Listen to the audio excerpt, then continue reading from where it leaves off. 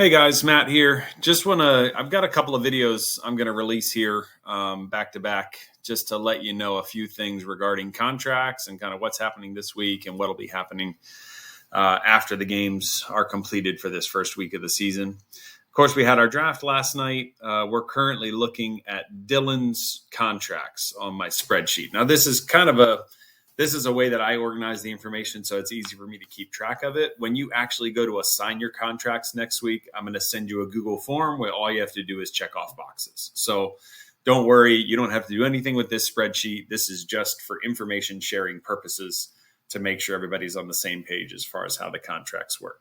So every year you have this number of contracts available to you. You have 2 taxi squad contracts, which means you will have the opportunity to take 2 of your rookies. They do have to be rookies, but you can take 2 of your rookies, assign them to the taxi squad, which means you don't get to use them this year, but you get an extra year on their contract. So actually they're under contract for you all the way through 2028. So for Dylan's team, he had Treylon Burks and Christian Watson both on his taxi squad last year. So that means he actually gets all the way until 2027 with those guys, even though he drafted them last year. So those take up the first 2 spots. The rest of the players that are in this column, these are just the rookies that Dylan drafted.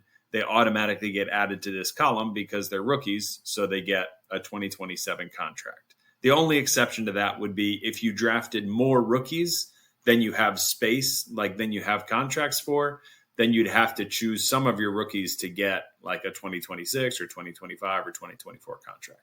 All right. So, but for this example, it's fine. He only has 5 total. He's got 2 taxi and 3 new rookies that have been drafted.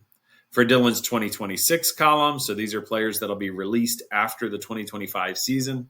He's got Terrace Marshall and Justin Fields, which means he has 4 open spaces here for new 2026 contracts, and those can be assigned to players that he has drafted or players that he picks up in free agency this week before the regular season starts up.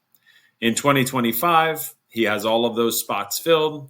And then in 2024, you have an unlimited number of spots here. So you can always put players in the 2024 column. That just means they're going to expire at the end of this season. So any player that you would like to assign to the 2024 column, you can. All right. So the simple way to look at this is once this week is over, you've added any players you want to add either through the draft or through free agency, and we play the games this upcoming week, rosters are going to lock. And then you'll have 4 weeks to figure out who gets what contract, who gets assigned to taxi squad. So this is just for your information. So if you want to add players, you want to drop players, whatever, you can do that this week. And you know what potentially what contracts are available to do that. All right. So that's it. Contracts in a nutshell. I'm going to give you a few more things in a couple of subsequent videos, but that should cover you for what your contracts are going to look like this year. All right. That's it.